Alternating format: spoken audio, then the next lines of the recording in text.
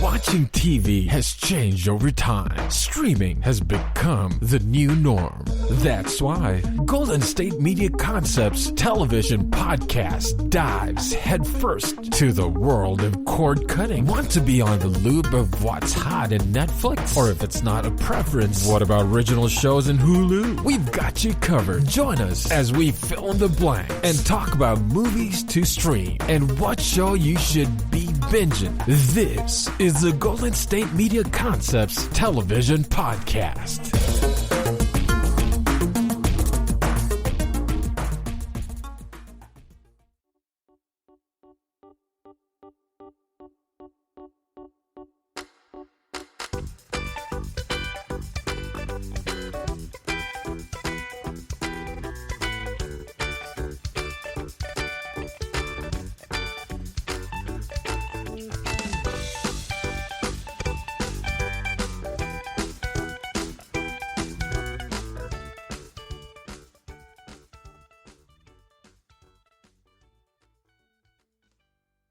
All right, and thank you for tuning in to the GSMC television podcast brought to you by the GSMC Podcast Network. I am your host, Casey.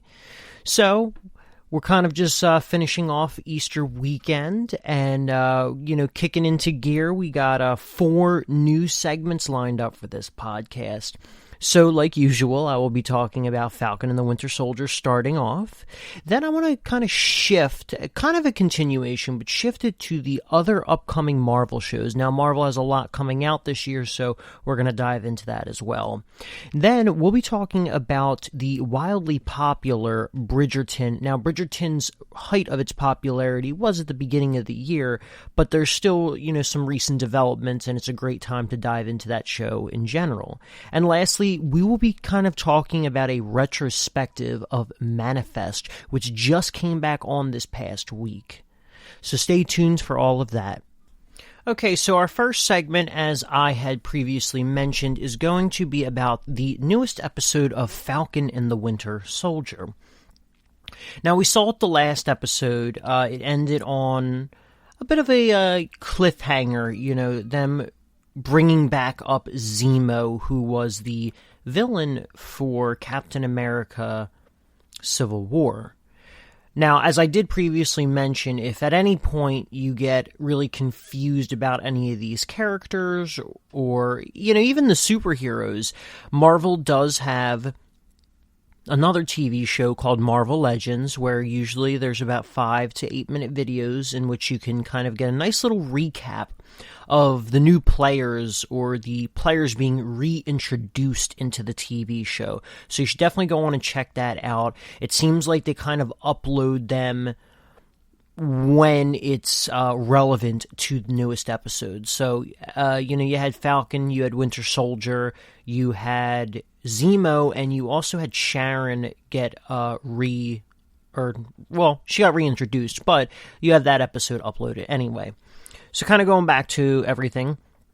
So we had the cliffhanger with Zemo, and then it pretty much kicks right off where the last episode left off, and we have Bucky, going in talking to Zemo. Now, it was really interesting because Zemo tried to use the code words, the conditioning words, to program Bucky. I think he really was just testing, and, I think he knew at the end of the day that it wasn't actually going to work on him anymore, but it was still interesting to kind of see that. Now, you could tell quickly, into the conversation where it's heading. Zemo's a smart guy. He knows where it's heading, and it eventually leads to his breakout of prison, and he's pretty securely held, has his own private cell. It's funny, he's not in any sort of uniform. It seems like he's just in very lounge type wear, but I mean, that's really not that important. But the one thing that's kind of a little confusing is, where does the key come from to get him out of this cell? Now, I was watching it with other people, and my interpretation of it is that he had the book in his cell, Machiavelli's book. I believe it was probably The Prince. I kind of assumed he's always had the key and was just kind of waiting for the right moment, which is actually a pretty smart move. He's not impulsive and he knows, he knows what's what. Some people think that Bucky had the key and gave it to him, slipped it through the door so he could put it in and hide it in his book. But the only thing is why would Bucky have the key? Whereas Zemo's really rich. I mean, who knows? He could have bought that key from a guard. But, oh, excuse me. But, yeah, so we had his breakout, and then, Bucky takes Falcon to the garage. Technically, we don't know he's been broken out yet. But he takes Falcon to the garage, and, they're having a conversation. It's a hypothetical, and Falcon quickly picks up on the possibility of what Bucky did, and then you get the kind of little flashback sequence of this hypothetical where Zemo gets broken out. Now, it's really interesting. With Zemo this episode, you got so much of his personality. I can't believe I'm actually saying it, but I think I might already like Zemo more than I like Bucky or Sam,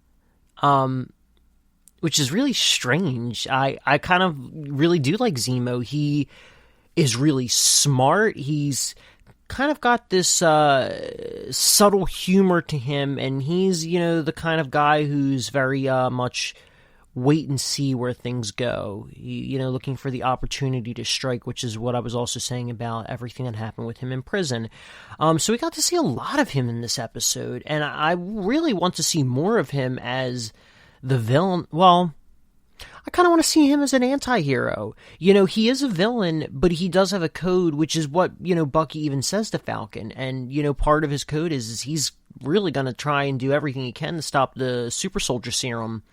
But yeah, you kind of forget about a lot of the crap that happened to him and why he did what he did in Civil War, which was all the effects of Age of Ultron. And, he was a Baron. I don't even think I knew that or remembered that, if that was actually discussed, because I feel like you don't get a ton of his backstory in Civil War. It's more or less, I believe, discussed towards the end of the movie, more or less in like a monologue, if I remember correctly. Yeah, it's been a little while since I've seen the movie. But anyway, I've really, really have grown to like him in one episode. Whereas I've also grown to like Bucky and Sam, but it's now been 3 episodes. But anyway, it's very interesting, though, also how Bucky managed to persuade Falcon to be on board with this. He kind of used the past history of what, he and Captain America did in the previous movies when they were on the run. But, Sam is a good guy, and he ultimately wants to do what's right, so he's kind of skeptical about this whole thing. Now, it was also really interesting because after, they all got together and, they took off and got on the private plane, they headed to Madripoor. Now, Madripoor is obviously a fictional city that only exists within the MCU as well as the comics. But this is the really interesting part. So in the comics, especially around the late 80s, Madripoor was very instrumental in Wolverine's, one of Wolverine's comic storylines, in which he was kind of in hiding, which I think most people, if I remember correctly, most people thought that the X-Men were no longer, they didn't exist anymore. I believe, people thought they literally did not exist anymore. So Wolverine spent a lot of time there, and he fought for that place because it became his home, and he fought with, various villains and stuff like that. He took on a new identity that was kind of stupid. Patch. It was literally him with an eye patch. I believe he still had the same hair and everything, and he had his claws, and so I don't really think it was that hard probably for people to figure out. But then again, you do have other superheroes who have barely changed their identity, and everyone's fooled into it. But sometimes subtle differences can fool people, especially if someone doesn't really know you. Anyway, so the point I'm making about all this is, a while ago, probably actually 2019 now, because 2020 flew by, it feels like not really that long ago, but also it was kind of forever ago, Disney, who owns Marvel, acquired, I believe, a portion of Fox's company, and Fox owned the rights to X-Men. So Marvel owns X-Men, and that's why we now have all the conversations about Deadpool coming in. But this show could literally be, in part, the introduction to the X-Men, and maybe even Wolverine, which is a pretty big deal. So, just something to keep in mind. So, when they went to Madripoor, aside from Zemo was obviously being himself. We had Sam, who was pretending to be some... they called him a rake, which, if I remember correctly, which I'll probably even talk about it in the Bridgerton portion of this podcast, a rake is kind of like a playboy in a sense. He kind of gets around. And then Bucky had to, pretend to be the Winter Soldier again, which was really interesting. And you had some nice action sequences here, which... action sequences are fun, they're entertaining, easy to watch, but they don't always, obviously, move the plot forward. But I still really liked this episode all in all. But anyway, my point being is when they got to the bar and in Lowtown, you got to see some really cool fighting from Bucky. Sometimes you forget how much of a, the safe word would be a bad A, how much of a bad A he is, because he was just wrecking people in that bar. And so it was really interesting. And, they finally got the attention of Selby, who was a very interesting character. And also, I think I recognize that girl from Lost. She played during Desmond's storyline during his flashbacks. But anyway, she was an interesting little character. But obviously, it was unfortunate that she got killed off. But I don't really think she had too much of intentions of helping Zemo and Bucky and Sam and stuff like that. And then, of course, Sam, who's supposed to be, in disguise. They're in a different country that is very dangerous. He leaves his phone on. Like, if he was on a special ops mission, he's not going to leave his phone on, Like, you could leave your phone on, but my goodness, you should at least silence it. So that was stupid, but I mean, that was just a bad plot device to get them out of the danger or put them in the danger, but then introduce their savior as, or guardian angel, I think is what Zemo said, which finally, after 3 episodes, we have Sharon Carter. I've been waiting for her. Now, she is really what I did not expect. I was very much, here for this new Sharon. She is not villainous, but, definitely not good. She's anti-hero, and I actually really like anti-heroes all in all, but I was definitely here for her. She is not only a really bad A woman, but she is super smart and somehow has positioned herself in a seat of luxury in this city. But anyway, yeah, so she comes in to kind of save the day, especially after now the 3 of them have humongous bounties on their head. Selby dies, and literally within seconds they have $1 billion bounties or whatever it is. So anyway, they go back to her place and they talk about what the next step is, and they got to go find Dr. Nagel, who Selby told them about. Then there's this really weird, extravagant party scene that literally lasts 30 seconds. Marvel probably spent so much money shooting that scene, and that scene was a complete waste of time. They did not need to show that. There was really nothing of importance there, and you had this weird dance scene with Zemo.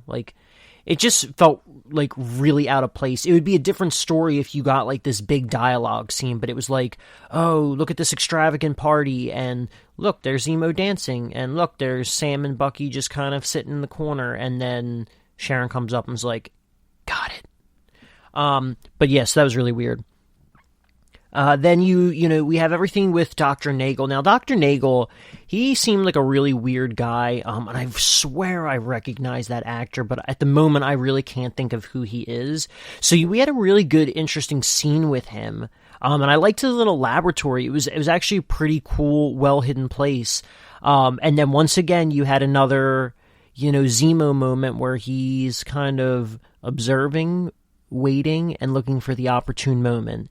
And he found a gun, and he waited just for the right time to get the information he needed from Dr. Nagel, and then he killed him. But then, of course, we have the bounty hunters there, and, they blew the lab up. So any new work on the super soldier serum is gone. The whole lab is gone. He's really the only one that knows about it. But we did learn that there are 20 vials of the super soldier serum. And with that, 8 of them have been used, but we do know that one of the super soldiers was killed at the end of last episode. So 7 super soldiers left and 12 vials left, which once again, I still think that the new Captain America, John Walker, will probably procure one for himself.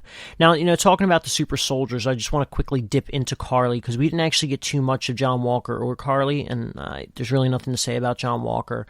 But with Carly, I really thought she was going to be, someone who is not actually a bad character. She's doing what she has to do to fight the bad guys, and it's being looked at as being lawless.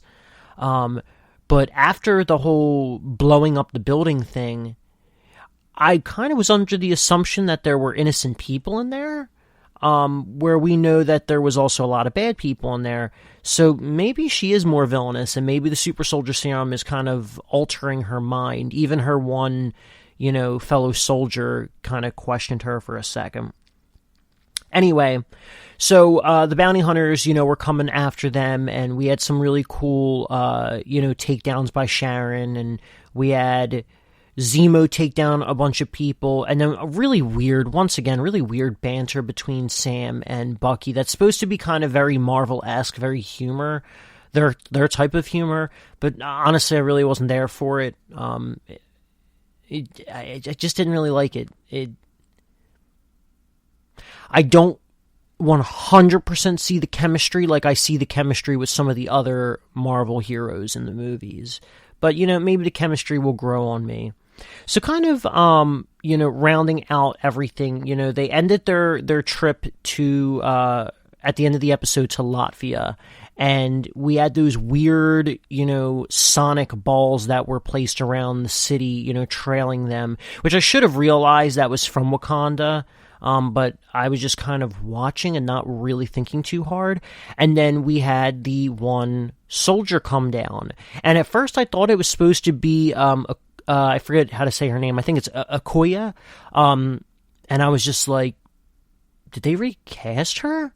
But then I ended up finding out right after the episode when I looked online that it was supposed to be, I believe her name is said Ayo.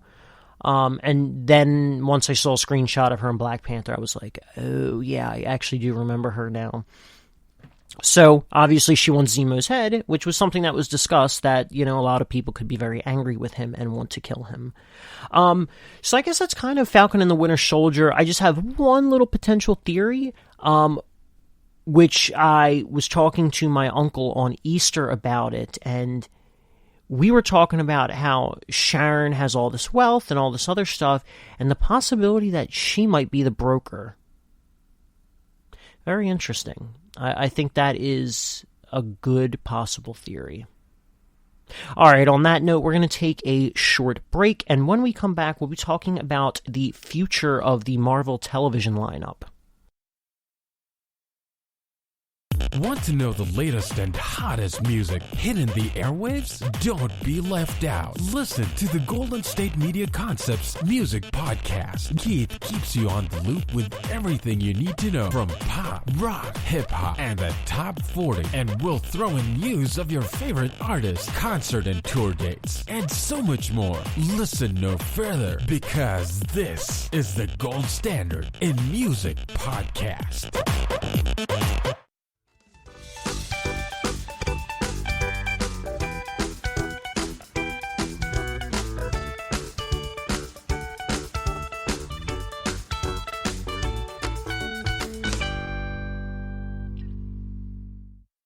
All right, and we are back.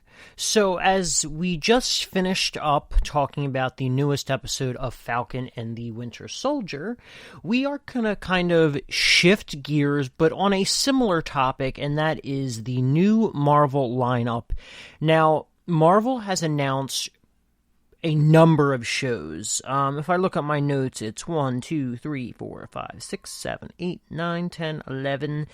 12, 13, kind of 13 different shows that they are, gearing up to work on, whether it's in very, very early stages, the concept stages or pre-production or filming or even post-production right now, whatever. They got a lot of shows that they're coming out with. So if we take a look at, what we have lined up, we already had the first two shows, or we're in the second show right now. So we started out with WandaVision, which originally was not supposed to be the first show that was going to kick off Phase 4's television sector, if you want to call it that. So obviously, we had that more towards the start of the year, and then we had a 2-week break after WandaVision that took us into Falcon and the Winter Soldier. Now, I think Falcon and the Winter Soldier's only supposed to be... I think like 8 episodes, whereas WandaVision was 9. So anyway, we'll have this show that will be finishing up in about 5 weeks at this point, which then we're going to also go on another 2-week break before the next show comes out. Now, honestly, out of all the shows that were announced, the next show is the one that, for me, is the most highly anticipated for not only myself, but for really a lot of people, and that is Loki. Now, they're supposed to be releasing at some point, I think, a new trailer between today and tomorrow, something like that, for Loki. But I kind of stay away from all of that. Like, I didn't watch any of the trailers for WandaVision. I didn't watch any of the trailers for Falcon and the Winter Soldier. I don't know, generally speaking, even with movies too, I try and stay away from trailers. They usually give away way too much. And then you also have some trailers, that are like 3 minutes long. You don't need 3 minutes worth of content to tease something, I just feel like, and also I just really also feel like a lot of trailers are so generic nowadays. They use the same sort of like instrumental hits, for dramatic effect, which it's a sound motif. You have it so many times, and your brain starts to form connections. So it evokes a feeling, and sometimes it kind of tricks people into getting themselves interested in something. But anyway, my point being is that I do not watch trailers, generally speaking. But with the Loki show, I, have been theorizing for a while once they announced it. My theory was, oh, wow, we're going to get this Loki show. Obviously, he is an awesome villain that everyone loves. Or you can call him an anti-hero, however you want. And the fact that they're also getting Tom Hiddleston to reprise his role as Loki is amazing. And all of these shows that star actual MCU people, it's all of the real actors, who are reprising their roles. None of them are coming back, or none of the characters are coming back with new actors, which is absolutely amazing. I love it. So my original theory was, okay, we obviously saw in the first moments of Avengers Infinity War that Loki was killed by Thanos, which really sucked. And then in the show that they announced, I was assuming, okay, well, it's going to be a Loki prequel, which should be really cool. And then a couple weeks ago, because even my parents are really excited about the Loki show, we were talking about it, and it dawned on me that I don't think you can have a prequel. For a couple reasons. One, Loki and Thor and his little, merry bunch of warriors, yeah, they went on a lot of adventures, and they participated in a lot of battles and a lot of wars. But if you have Loki, then you kind of have to have all the other people who were in the Thor movies, especially the first two. And then you have Anthony Hopkins and you have Chris Hemsworth, and yeah, that sounds like it's going to be a very expensive show, and I'm sure they've already spent a lot of their budget on just getting Tom Hiddleston to come back. But I then thought to myself, holy crap. In Avengers Endgame, in the alternate timeline, you could call it an alternate reality, alternate universe, whatever, because in a sense they're kind of one and the same. Robert Downey Jr.'s character, Iron Man, Tony Stark, had a heart attack, and then his alternate version had the heart attack, and then in that reality, the original Iron Man, he took the case and got hit by Hulk, which threw the Tesseract out of the case, which is kind of illogical, but whatever, because it's supposed to be in a really secure case. If you drop it on the ground, it should not be able to just break open. But anyway, my point being is that Loki picked up the Tesseract and boop, disappeared. And so, for anyone that remembers, the Tesseract was the housing case for the Space Stone, which obviously can allow you to travel the universe. Hell, I mean, it might even be able to cause you to travel to other areas and other realms and realities. So, but anyway, my point being is that with Loki, you could have this alternate universe Loki, alternate timeline Loki, potentially come into our regular timeline, the one which all of these shows and movies take place in. And I thought to myself, holy crap, this is perfect. This works out really well. So the show's not going to be a prequel, or not a prequel in a sense, but it's going to be Loki after he took the Tesseract. It's got to be. So I am super excited ever since I thought about that, and the possibilities really are endless.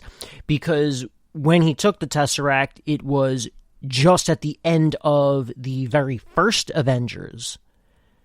And so, yeah, if he's able to travel the universe, who knows what we're going to get with Loki and the adventures that he's going to get caught up into. And then if they can even find a way to bring him into the main universe, that's even better. The only thing that's very unfortunate about it, which is the same issue that we're having with Gamora right now as the end of Avengers Endgame, is that we have two characters who died who aren't the same Loki, who aren't the same Gamora, and therefore they don't have all this development we've seen, and they don't have these relationships and the love that they've had for other people. Now with Loki, I mean, we don't really know if there's any true love for him, even a brotherly love, so to speak, but he had come so far, especially in that third movie in Thor Ragnarok. So, I mean, if we do get him back, it's kind of like resetting everything between him and Thor, which could also be just as entertaining, because it's back to the original dynamics. So, anyway, that's going to be the third show in the lineup. Then the show after Loki, which I think, once again, they're going to be taking another 2-week break or so, is called What If? Now, What If is going to be a reimagining of really famous scenes, events, that has happened in the MCU that we've seen so far. Now, this is going to be the first animated series that officially the MCU has. And I think they're also going to focus on many different heroes that might also not even have been in the movies. But just like the name tells you, the whole thing is what if this happened? What if this happened instead of this? And I believe a number of the original heroes or actors will reprise their roles as their characters actors in the show. Beyond that, they haven't really told us a whole lot about it. But it should be interesting. I imagine, though, the What If series is probably going to be one of the lower viewed series. Which, I think it's to be expected. I think it's going to deter a lot of people, but I think you're still going to have a pretty good, decent amount of people that are interested in this show and that will watch the show. I know I will. And I believe this is also one of the few TV shows that they actually announced there would be a second season of at some point. Whereas some of the other shows were kind of waiting to see. I think WandaVision 100% was just a one-series thing, and more so it's really going to be leading up into one of the mid-movies, being Doctor Strange and the Multiverse of Madness. So it allows Wanda to kind of sit back, learn her powers, and she'll be really powerful by the time she's reintroduced into the MCU.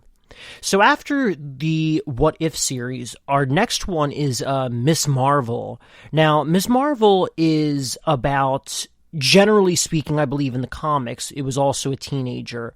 And it's also one of the newer comics that's come out in the past 20 years, so it's not one of the older ones.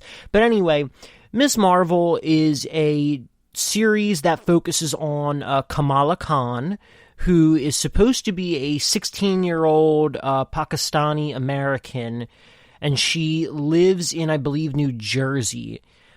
She's, I believe, a really good student. She's kind of like this nerdy, gamer, fan fiction type kind of girl, and she's like super obsessed with superheroes, but more specifically, she is obsessed with Captain Marvel, which is kind of where her whole name comes from, Ms. Marvel. So, with her being Pakistani American and her being kind of a nerd and obsessed with superheroes and this, that, and the other, she doesn't really fit in at school, and she really doesn't fit in with her family, because I think her family's supposed to be more traditional. Now, I don't really remember the whole story of her character, but I do know that at some point she does develop powers, and that's kind of where her thing, comes from. And kind of reminds me of, if anyone watches Dragon Ball Z, when Gohan plays his little superhero, role when he is in high school and he's trying to impress Mr. Satan's daughter or whatever it is. It's kind of what it reminds me of. But yeah, that should be very interesting. You're going to actually get, a Middle Eastern character, and she's also going to be a teenager. And honestly, I would love it if they actually casted someone who was a teenager and someone who was really meant for the, role. Because, don't get me wrong, I think the Spider-Man movies are great, but that whole cast, they're in their, 20s, most of them in their early to mid, some of them even in their mid to late. So I would love it if, movies for a change would actually cast a teenager. But I understand part of the reason they don't do that is because of child labor laws. So the final show that'll be coming out in 2021 is going to be Hawkeye. So, once again, we have another really big hero who's going to be played by the actor who played them originally, which is Jeremy Renner. And he is supposed to team up with another really famous Marvel, Archer type character known as Kate Bishop, who I believe has been officially casted Haley Steinfeld. So that should be really interesting. I don't really think there are any other character or big name actors in that, but Haley's not super big, but she's at least up and coming, I'd say. So that one should be really interesting. There's not been a lot of information that's been released about that, but then again, that also is going to be the last show that comes out this year. So I'd imagine as the months go on, more and more information is going to be released. So we have a pretty good 2021 lineup. Now, I'm just going to kind of run through the 2022 lineup as well as the, to be announced lineup. So it could be 2023, 2024, because I think Phase 4 is literally supposed to run over the next few years, especially given that everything's been pushed back because of COVID. So some of the other shows that you have coming out are Moon Knight, that'll be coming out in 2022. I'll be honest, I don't really know anything about Moon Knight except they have a DID, dissociative identity disorder, or is what people most commonly call multiple personality disorder. We also have She-Hulk, which some people I've already heard have their little mumbles and grumbles about She-Hulk, but She-Hulk has actually been a very prominent hero in the Marvel comics and even in video games. If you play any of the video games, especially Marvel vs. Capcom, people should really be no stranger. And the interesting thing about She-Hulk is she is a lawyer who also, I believe, has a very, very, what's the word I'm looking for? She has a good grasp on her little Hulk syndrome. And I believe Mark Ruffalo is supposed to reprise his role as Hulk, and in addition to that, last I heard, the Abomination is supposed to be coming back. Now, if anyone watched, whether you believe it or not, the Edward Norton Hulk, which came out as the same year as Iron Man, that is a part of the MCU, but Edward Norton decided not to reprise his role in the Avengers, which was clearly a huge mistake on his part. But in that movie, we had the introduction of the Abomination, which was a soldier who wanted to become just like the Hulk, but it definitely turned out very different for him. So he was played by Tim Roth. So last I heard, that is kind of the small lineup that we're going to get. Then also the future shows. Oh, there was another 2022. It's going to be a television special called the Guardians of the Galaxy Holiday Special. Feels very Star Wars Holiday Special-esque to me. But James Gunn is supposed to be returning to write and direct it as well. So that seems a little bit goofy. So then, in the future, probably 2023, maybe 2024, but I think honestly the last 4 shows will all probably be 2023, which will probably more realistically end out the phase 4, is going to be Secret Invasion, which is all about the Skrull, and Samuel L. Jackson, who reprises his role as Nick Fury. Then you have the Ironheart show, which I know is supposed to be one of the Iron Men suits, or Iron Man suits, but I don't think it was a suit that was created by Tony. So it's probably going to be whoever invented the Ironheart suit. Then you have Armor Wars, which really not looking forward to it, but then again, I said that about Falcon and the Winter Soldier 2. That's all supposed to be about War Machine, and I think it's about, him fighting against people that have Tony Stark's tech. And then the last one is supposed to be called I Am Groot, which is just a little series of original shorts about Baby Groot. So that's kind of everything about the Marvel lineup into the future. We're going to take a quick break, and when we come back, we will be talking about the phenomenon and the future of Bridgerton. Tired of searching the vast jungle of podcasts? Now listen close and hear this out. There's a podcast network that covers just about everything that you've been searching. Hey! The Golden State Media Concepts Podcast Network is here. Nothing less than a podcast bliss with endless hours of podcast coverage. From news, sports, music, fashion, cooking, entertainment, fantasy, football, and so much more. So stop lurking around and go straight out to the Golden State Media Concepts Podcast Network. Guaranteed to fill that podcast itch. Whatever it may be. Visit us at www.gsmcpodcast.com. Follow us on Facebook and Twitter, and download us on iTunes, SoundCloud, and Google Play.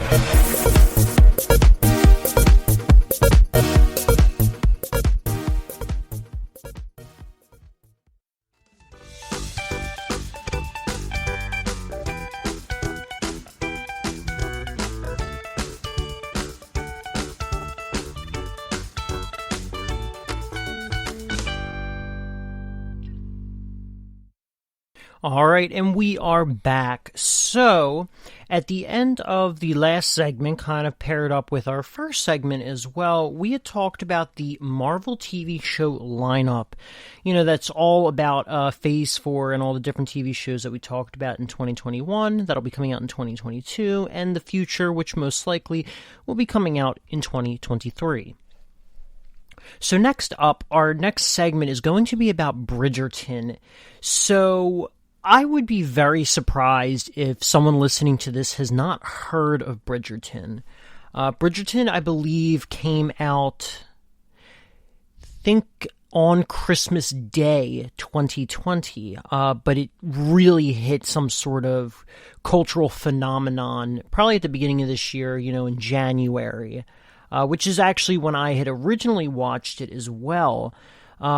I'm bringing Bridgerton back up for a couple reasons, which really all have to do with Season 2.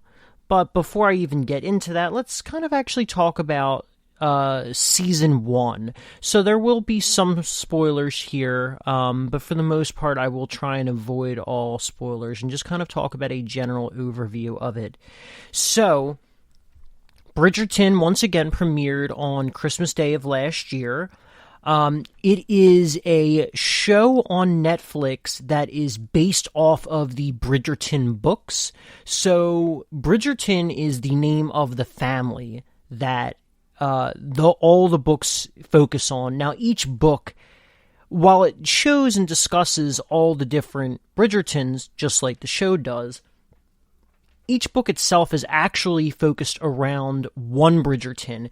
Now, I don't really know a lot about the books. I kind of know the bare basics. But I'm assuming that each book, more specifically, will be focusing on the Bridgertons' search for love.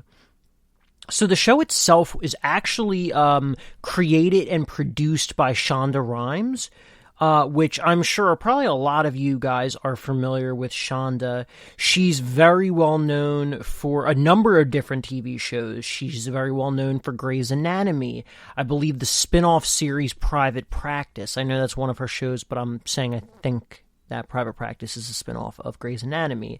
How to Get Away with Murder, Station 19. So, I mean, those are just a few right there. So this is kind of the latest in Shonda's, world.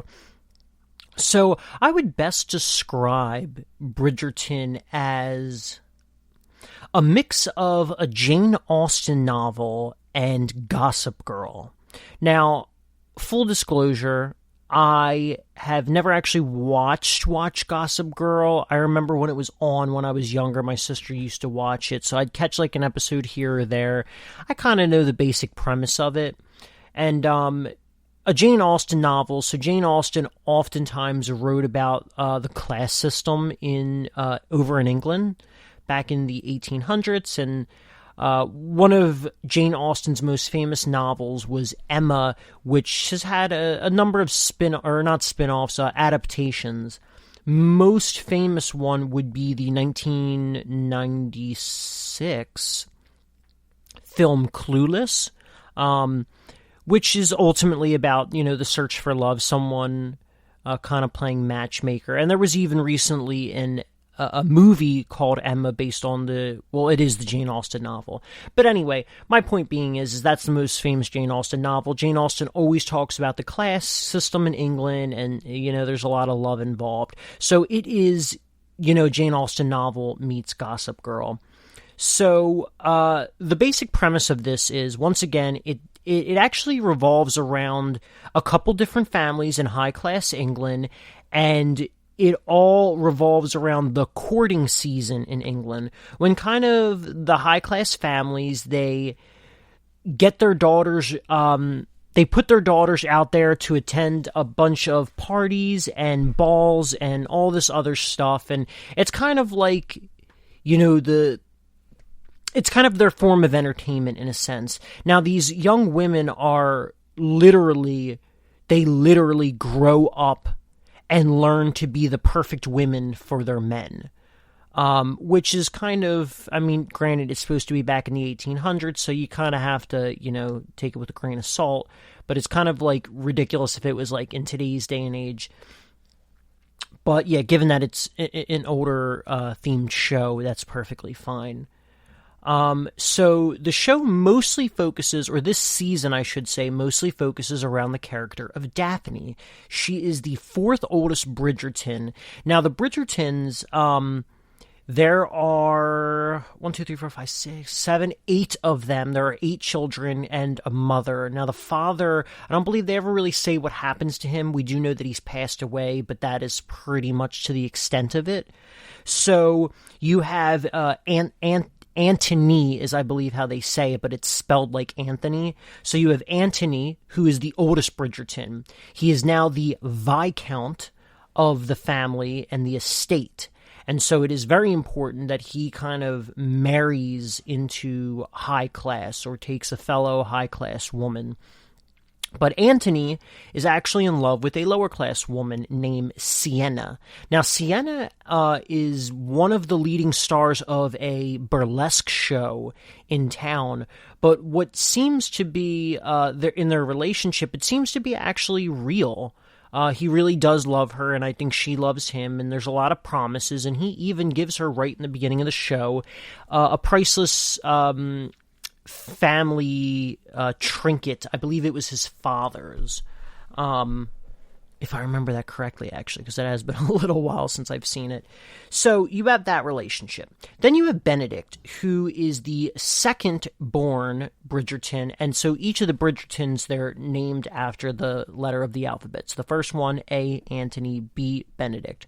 So with Benedict is the second in line, which in this society more specifically, really means nothing. You know, he gets along with his brothers, his sisters, his mom. He loves his family. He kind of does his own thing. But the interesting part of it is that he doesn't really know where he fits in. So he ends up meeting a group of people who, you know, think of them as the second sons. You know, they're the second sons and the people that are important, but not the most important. So he finds himself partaking in this new society and sort of finding himself in a way and potentially finding his own love. Then you have Colin. Colin is, once again, the third C, so ABC. And he seems like he is the most genuinely nice, nicest person in the entire show that we've seen. Really positive. I think he kind of wants to go find himself. And once again, he's not the firstborn. He's not the secondborn if anything were to happen to the firstborn. So, I mean, he's probably pretty safe. And he talks about it constantly throughout the show about he's going to take this trip. Now, on the other side of the fence, and I'm not going to dive too far into it, but it's relevant to Colin, we have the Featheringtons. Now, they're also a higher class society, but they are sort of the redheaded stepchildren or redheaded stepchild of the high class. They're a little weird. They dress very unique, but they still spend a lot of money. I don't know. I think the mom does it because she thinks it's going to make them stand out. But anyway, Penelope, who I believe is the third oldest Featherington out of the 3 girls, she has a huge crush on Colin, so that kind of plays a huge part of it. So then the next in line is Daphne, which once again, the whole season's about Daphne and about her love, and she's going to be the most desirable, but then she kind of runs into some hiccups, and people want to set her up with person A, person B, and there's this creepy old man who wants to court her, so then she kind of starts fake courting the Duke. Now, the Duke is the other major player in this game. I am not a huge fan of, actually, their relationship. I feel like their relationship is very basic.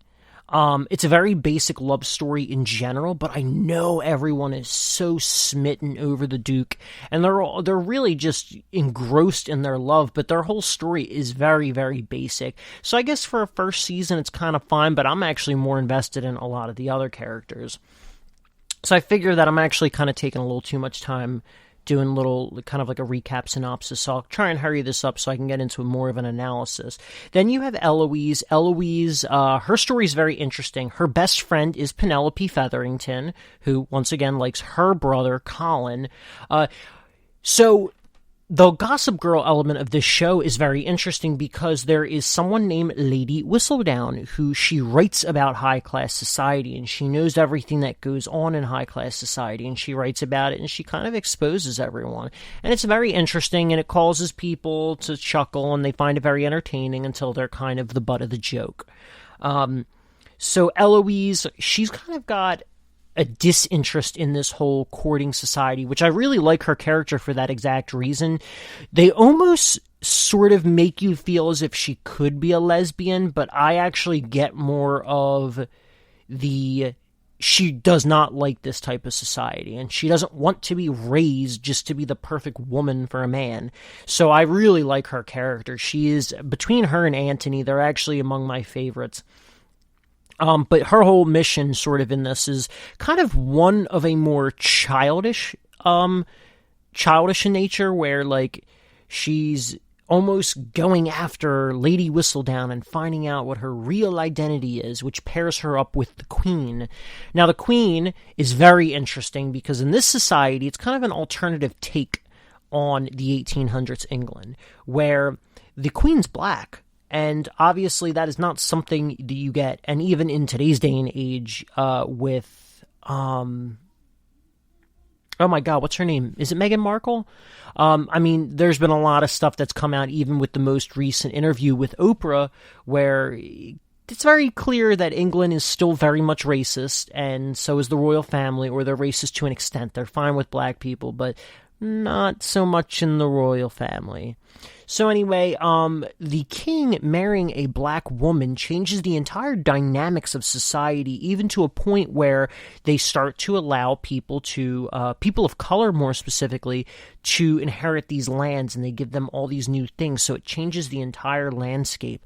But the unfortunate part, in a sense, the unfortunate part about all of this is that we don't actually get to see the true repercussions of a drastic change and a drastic relationship. It's almost washed over as if race doesn't actually play a factor, and there's only one real conversation in the whole show where the Queen's like, hey, the king fell in love with me, and it changed everything. But like in the reality of it, the whole world would not just change and be okay with it. There would be a lot of resistance to it. But the Queen is a very interesting character as well. She is one who, the story, I feel like the writers did not do a good job on. One moment they want you invested in the Queen, then the next moment they want you feeling sympathetic for the Queen, then the next moment they make you hate the Queen. It's so inconsistent, and I think at the end of the day, I don't even feel bad for her, because the thing with her storyline, which is very, very little, aside from the fact she's also trying to adamantly find the identity of Lady Whistledown, the king has early stages of dementia, which causes some pretty big issues between society and more specifically the Queen. So the king's kind of locked away. So when you try and when they try and push those human moments for her, in a sense they work, but also you actually just develop a severe distaste for her. And so I don't actually feel much sympathy, because I don't feel as if her distaste in what she does is really linked up to her struggle with her husband. It'd be a different story if the actions were, that. Also, you have the other Bridgerton children, which is Francesca, Gregory, and Hyacinth. I love that name. Which they're all more or less non-factors in the show. So, and then you also have Marina. Marina, she's not a Bridgerton, but she's a cousin of the Featheringtons, or at least that's what they lead you to believe. And she's very lowborn, but they try and get her courted, but she's actually pregnant with the man that she loves. It's a very interesting storyline, one that makes you kind of hate and love the mother of the Featheringtons, but Marina also does a lot of things that makes you hate and love her as well. Very interesting show. I actually don't think I spoiled anything, except for like the king thing. I think is really the only thing I really spoiled, but I suggest going to watch it. I also want to talk about the Duke for like a quick second. He has a very interesting storyline, his personal backstory, but it's like kind of touched upon, then it's not, then it's touched upon, then it's not, but his like primary focus is his love story. But he never wanted to have children, he never wanted to marry, and he wants to cut his family line off exactly where it is, which actually leads to a very interesting scene later where a woman tricks him into impregnating her, which it's very weird. You have a lot of people who, if that was a man that tricked a woman into doing that, there would be a ton of controversy.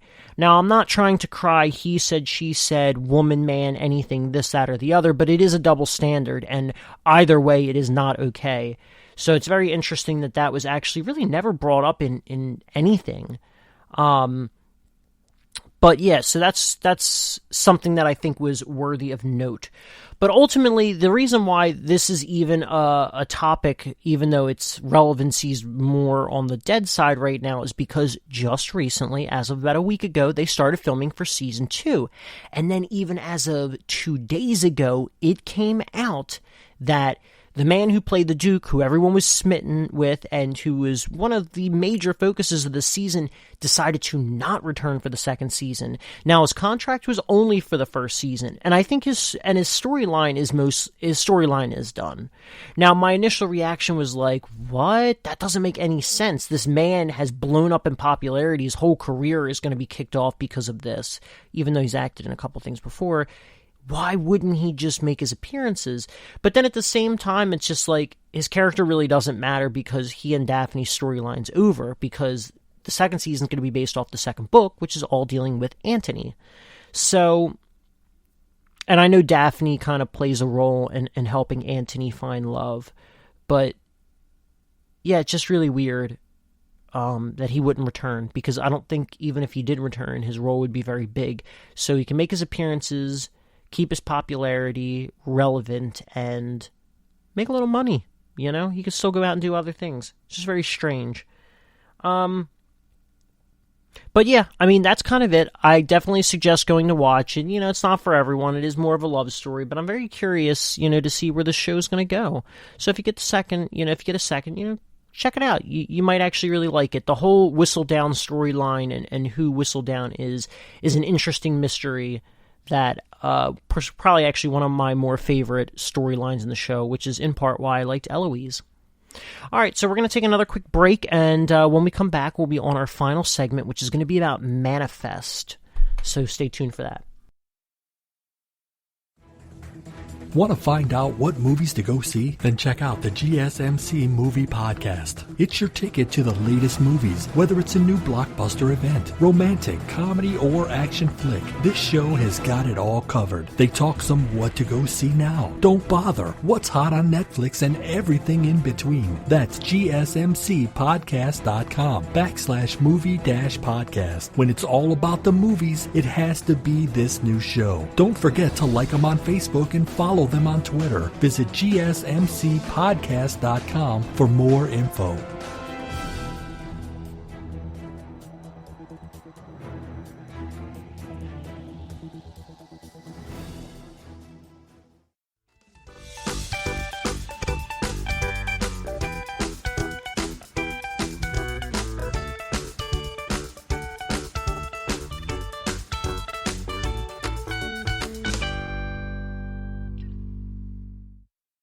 All right, and we are back. So for our last segment, we talked about Bridgerton, and the two before that, we mostly kept it a Marvel-focused, first half. So now we're going to bring it to Manifest. Now, Manifest just came back with the first episode of its third season last Monday, or I guess technically by the time this podcast airs, it will be 2 Mondays before that, so the second episode should be out by then. So I kind of wanted to just, give you guys a little bit of an overview. I will try my best not to ramble on too much about Manifest as a whole, but I do want to kind of dive deeper into it and talk about some comparisons of Manifest to other shows like it. So, first off, with Manifest, the general story of it is you have a group of passengers who were all in Jamaica, and they were kind of asked to board another plane because the capacity, like, they overbooked the flight. So you have a handful of people that switched to this other flight. Montego 828 is the plane. So we have three major characters, all in the same family, who switched over from their little family vacation in Jamaica. You have Michaela, Ben, and Ben's son, Cal. Now, with Michaela, this show doesn't really have narration to it, but the very little narration that you actually get in the show is all done by Michaela. So I would almost make an argument that because of this, and also other things that play out throughout the show, Michaela is the main character, sort of in an ensemble cast. Although I really feel as if the majority of the attention actually is, Ben's, nuclear family, him and Cal more specifically. Now, Ben is, I think he used to teach, which he's a smart guy. Let's just kind of keep it at that. So oftentimes throughout the series, you see him kind of investigating, putting the pieces together of all these characters and all these people that were on the plane with him. Now, the overall mystery of this whole thing is that, once again, they went on Montego 828, and while they were on there was a little bit of turbulence, which, I mean, for a plane trip, that's pretty normal. So they had a little bit of turbulence, and then they landed in their destination in New York. Although, when they landed in, something seemed off, and you had a swarm of federal agents, cops, everyone, escorting the plane and its passengers to a secure location in one of the hangar bays. So the passengers, they ask, what's this all about? And one of the lead FBI agents mentions that their plane originally departed April 7th, 2013. It is now November 4th, 2018. So they were gone for about 5.5 years. Now, originally when this show came out, they had released the first 9 minutes. Or before it came out, they released the first 9 minutes on various viewing platforms, YouTube, Hulu, definitely a few other places. Those are just the two that I really remember. And I watched it then, and I remember watching all the trailers for this show. Now, as I previously also talked about, my all-time favorite show is Lost, which is also another similar thing about a plane that crashes down on an island, although in this case, the plane disappeared, and there's been no trace of these people for 5.5 years. They've been presumed dead. So, there's a lot of really interesting things about this show. So, once again, it's an ensemble cast, mostly focusing around Ben's family, both his smaller nuclear family and his larger family like Michaela. A number of people, they've lost relatives since they've been gone.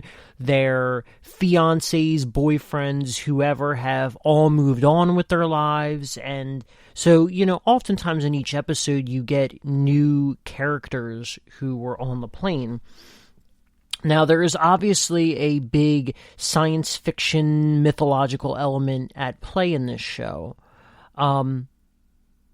which is the mystery. That's the whole reason you keep coming back from week to week to week to week, which was also a very similar thing with Lost. You get one question answered, but then you get 2 more questions from that episode. So it's just something that really entices people to come back for more. Now, some of the other big players are Jared, who is Michaela's ex-fiancé, who is now married, if I remember, to Michaela's best friend. And you add other people like Zeke, who later in the show, and I guess at this point, if you haven't seen the show, you should just kind of stop right here. But you have Zeke, who was another type of person who had a very similar experience to those on Flight 828, except he got lost in the mountains and disappeared, kind of froze to death, where I guess his family, because of his past drug issues, they thought that he's just kind of getting high somewhere, living on the streets or whatever. So, I mean, he's not the only one that we actually saw who's been a part of this whole mythological thing. And I guess also this kind of serves as a recap for those who are about to start season 3 and haven't seen or have seen seasons 1 and 2. And then you had another person, I believe his name was Griffin. Now, it's funny, at the time I didn't realize it, but just recently I just remembered that. I mean, Griffin was another person who was robbing a bank or something like that, and he crashed in the river, and he was under the water for a day or two or something like that. And so then he came back to life when they pulled him, from the van, which doesn't make any sense. He should have drowned. But then exactly how many hours he was gone, he was dead, was the exact amount of time that he had to live, which factors into everyone on Flight 828. Thinking that, they have a limited time. And we saw that also with Griffin, who, he, after his 2 days, he coughed up a ridiculous amount of water, and then died. Which I did not realize it at the time, but he played Russ Langmore in Ozark Season 1, so that was kind of interesting. Which also, I think I mentioned earlier when I was doing the first section of my podcast with the Falcon and the Winter Soldier, I said that Dr. Nagel looked familiar, and you know what? I just remembered. He was also on Manifest. He was the guy who believed in Flight 828 and didn't think that anything would happen bad to them. And so he burned down the nightclub in hopes to kill them all. That was that guy. And I knew he looked familiar, but I cannot believe that the couple episodes that he's even in of Manifest is what I remembered him from, because I don't think I've ever seen him in anything else. So at the end of last season, we saw that the meth heads had all drowned in the lake, but their bodies were never found. I assume it's going to be a similar situation to Griffin and Zeke and Flight 828. And then also with that, we saw that Zeke was supposed to expire, because remember, he got married to Michaela at the end of the last season, and so he somehow broke it. I guess he listened to the callings and he was rewarded, whereas then someone like Griffin exploited the callings and, he tried to use it to his, advantage to become really famous from it and expose it, and he ended up dying when his time expired. So you also, at the end of last season, had Sanvi, who was responsible. I can't remember if she did it purposely or if it was sort of accidental, but she killed the Major, and she was kind of the big bad of the series, or at least we thought. So a lot of little really interesting things. Olive was also a really interesting character, and she's actually, for a child actor, she's pretty good too. But she was becoming a big player in the whole mystery too, as she dated one of the boys, as well as, which also I still think is a little weird. There's just quite a few years between them, because I think there's about a 3 or so year difference. She was a sophomore in high school, whereas he's a freshman in college. I don't know, I guess in one sense it's not that big of a deal, but anyway, she was really smart, and you can tell that she takes after her dad. Now, we also had Grace, who's the mom of Cal, and now that she's pregnant with Ben's, kid, she's starting to receive the visions. So now we're thinking, maybe does the baby have an expiration date too? Is, Grace is having these visions as a part of being pregnant?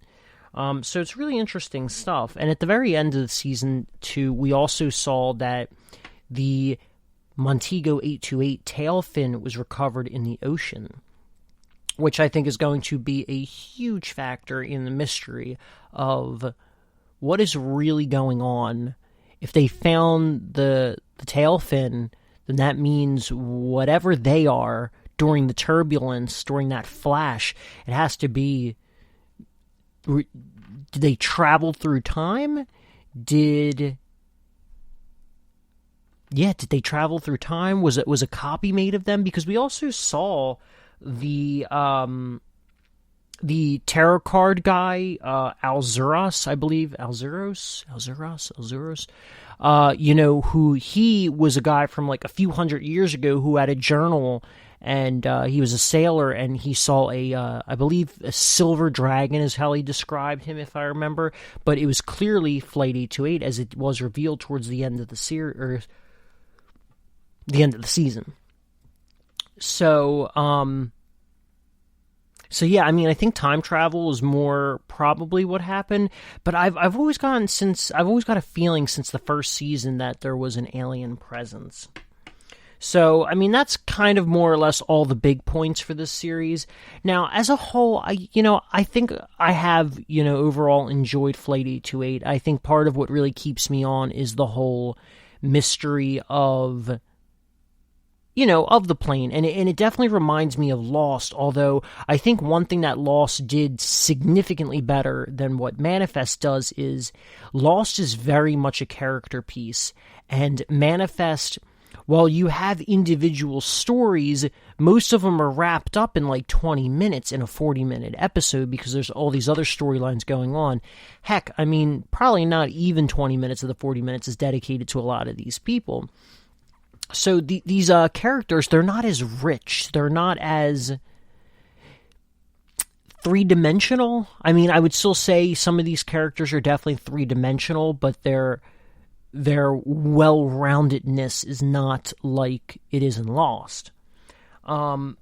But you know what? This show really broke records or really, made itself stand out in the very beginning because I believe, most shows, especially right on these major networks, they air at like 8 o'clock and then they air again like at 11 o'clock.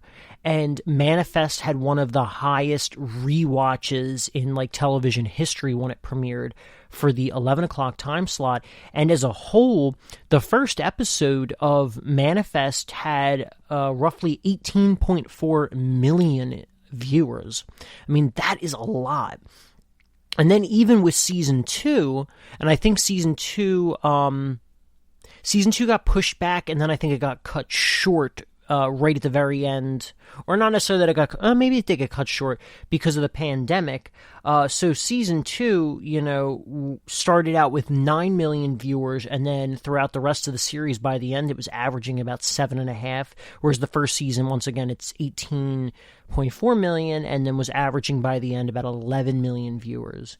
So, I mean, 7.5 as its average for the end of the second season is still pretty substantial.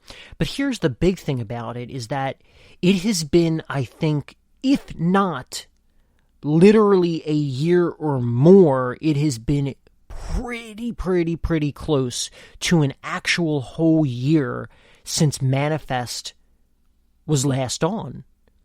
Since the April 1st episode. I can't remember the exact amount of days.